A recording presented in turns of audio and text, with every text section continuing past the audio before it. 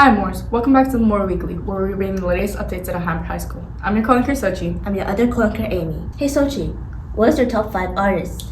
Okay, my top 5 artists were Taylor Swift, Sabrina Carpenter, Blink-182, All My Great Rejects, and Olivia Rodrigo. Okay, let's see what other people have to say. What's your name and grade? Hello, my name is Alexander Jackson. I'm a junior in high school. I'm Isabella Chan, and I'm a junior. Hi, I'm Alina. I'm a senior. What is your top song of 2025? My top song was The Other Woman by Lana Del Rey. My top song of 2025 was Luther by Kendrick Lamar and SZA. My top song was Love You Should Have Come Over by Jeff Buckley. Who was your number 1 artist this year? My number 1 artist was Kali Uchis. My top artist for 2025 was Chris Travis. Number 1 artist was Tyler, the Creator. What song should have been in your top 5 but got robbed? Gnarly by Cat's Eye. And a song that should have been in my top 5 but wasn't was In the Party by Smoked Up 2016. I feel like a song that should have been in my top 5 was All I Need by Radiohead. Next week is finals week. Here's some tips in order to ace your exam next week. Closed week is here, and finals are right around the corner. Periods 1 and 4 will be on Monday, December 15th. Periods 2 and 5 will be on Tuesday, December 16th. And periods 3 and 6 will be on Wednesday, December 17th. Students will be dismissed at 12:42 p.m. on all 3 days. The last day of semester 1 will be Thursday, December 18th, which will be an all-periods schedule with dismissal at 12:46 p.m. Final season can feel stressful, but little planning goes a long way. Here are a few reminders to help make these last weeks a bit more smoother, more productive, and a lot less overwhelming. Start by getting organized. Check each of your classes for final exam dates or project deadlines, and create a simple weekly checklist so you can spread out your studying instead of cramming the night before. It also helps to review your notes, class slides, and old quizzes, as teachers often pull exam questions from these. And if something doesn't make sense, this is the perfect time to ask a teacher or classmate for help. When studying, try using methods that keep the information active in your brain. Techniques like active recall, quizzing yourself, making flashcards, or explaining the topic to someone else can help you remember material more effectively. And remember, studying a little bit each day adds up and makes learning much easier, other than trying to absorb everything at once. The day before an exam, focus on light review rather than learning brand new material. Skim through your summaries, formulas, or vocabulary sheets to refresh your memory. Then, prepare everything you will need for the next day, which include sharpened pencils, erasers, your charged Chromebook, water bottles, and any notes allowed for the test. Make sure to set your alarm early enough so you aren't rushing in the morning. And most importantly, get enough sleep. A well-rested brain performs significantly better than a tired one. On exam day, eat breakfast or bring a snack so you have energy. Before starting your test, take a deep breath and pace yourself. If you get stuck on a question, don't panic. Skip it and come back later. Sometimes the answer becomes clearer once you've worked through other parts of the exam. So finals can feel overwhelming, but with solid preparation, good study habits, and a clear plan, you've got this. Do your best, stay focused, and finish the semester strong. Good luck, Moors! Over the years, Alhambra High School's campus has gone through plenty of upgrades and changes, but even with ongoing improvements, some issues still linger. This August, another school year began with the emergency lights in C building still not working. Previously, these lights located near classroom exits stayed on, even when the main lights were turned off, designed to ensure visibility to an exit if a power outage occurred. And beyond the obvious safety concern, it raises a bigger question. How exactly do facility decisions get made? And why do some changes take so long? Hi, I'm Alex and I'm a senior. I'm Angela Jung and I'm a freshman. My name's Nicole and I'm in 12th grade.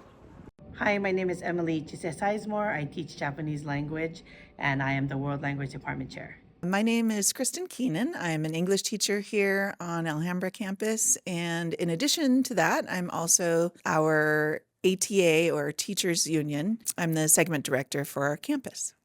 When you think about our campus facilities, what additions or improvements would you most like to see?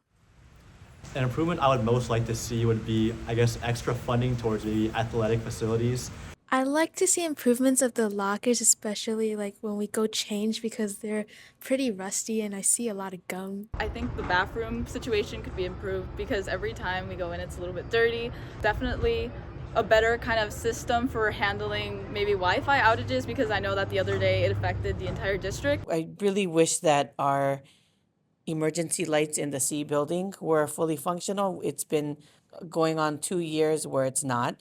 I'm here until 6 to 8 p.m. in the evenings, so when I leave and when it's dark outside, my classroom is pitch black when I turn off all the lights. So I have to have my daughter prop the door open, I shut off the lights, and then we quickly scurry out.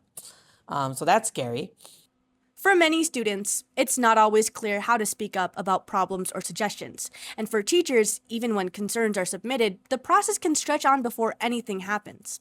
If you wanted to see a change made, like a repair, new resource, or safety improvement, how confident are you that you'd know who to contact and what steps to take? 0 because I have no idea where to contact. I would say that I'm not very confident in who I would contact. The first person that comes to mind may be the vice principal, but I don't know how reliable it would be contacting them to make a change or if it will be carried out.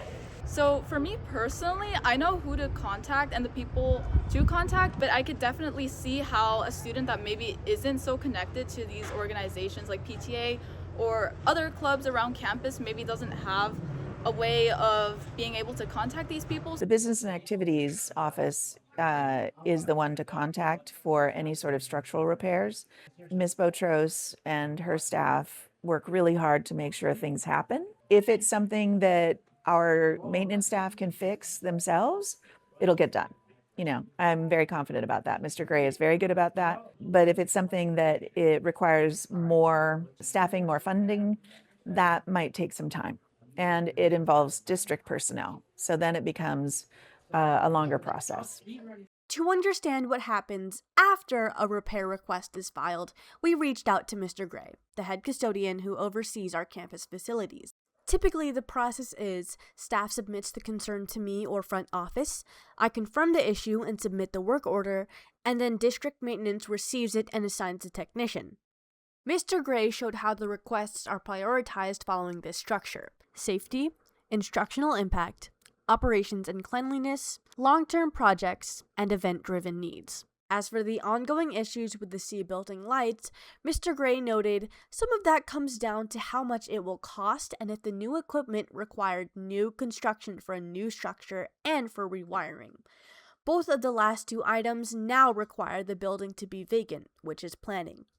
As of right now, the cost is the top reason for the delay. Mr. Gray explained, many don't realize the amount of coordination, documentation, scheduling, and preventative planning involved. They often see the end result, not the work behind it. Delays happen for many reasons, but a recurring theme across conversations was need for a clearer, more accessible way for students and staff to voice the concerns and track what happens afterwards. I think something that would really help would be to actually add perhaps an email or a form of some sort to request changes or any concerns they have about the school itself. I feel like a system where we can request maybe physically or virtually a kind of change that we want, or maybe a suggestion for something would be great. It's just much clearer, the communication, rather than just sending a bunch of emails and going back and forth. We've been asking for a suggestion box or a suggestion QR, just so that people can make suggestions and requests, but also just for campus environment concerns. It would be helpful if between student leaders and maybe the activities office, something could be created to where students can voice their opinions. I don't know if it's something as simple as a suggestion box or digitizing something like that, and those comments and suggestions would go to that office. I feel like something like that would be extremely helpful, but right now I don't think there's anything like that. The issue with C Building's emergency lights revealed more than a single repair. It showed how complex and often unseen school maintenance can be. In the end, better communication may be one of the most effective tools for helping the campus move forward. Last Saturday, our school's PTA hosted a Winter Wonderland event. Let's take a snow gaze into it.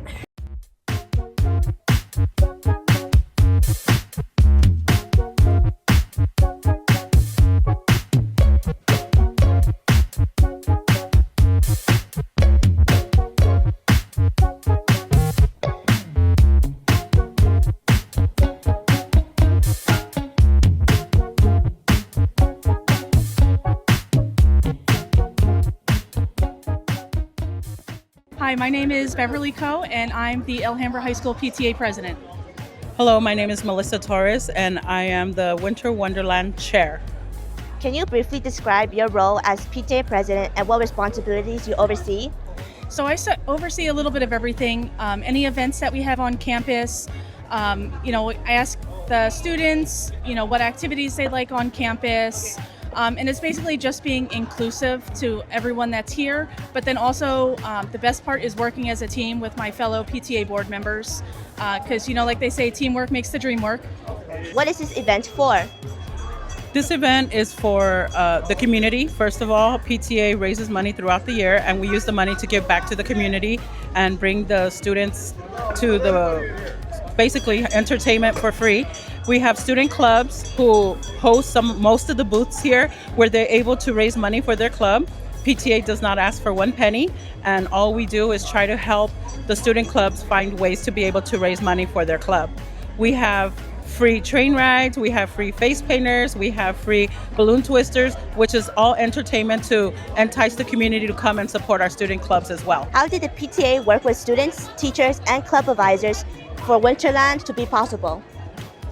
So basically what we do is we reach out to the principal and the assistant principal who's in charge of activities with the students, and we tell them what our ideas are, and they help us get in contact with the advisors and students by way of flyers and word of mouth, emails. There's a lot of different ways, and we use those methods to be able to try to reach out to all clubs. How do you think this event benefits students beyond just raising money for their clubs? So not only it's great that each club can individually fundraise on their own, but also bring it together as a community. So to come to this event, you don't even have to, be a student here at Alhambra High School, but it's just a great bonding experience for families to come out, do a little shopping, maybe buy some food and treats, and just generally have that morale as a community. That's it for this week's edition of The More Weekly. Check out our website, The More newspaper, for more stories, and stay tuned for more videos. See y'all next time. Go Moors!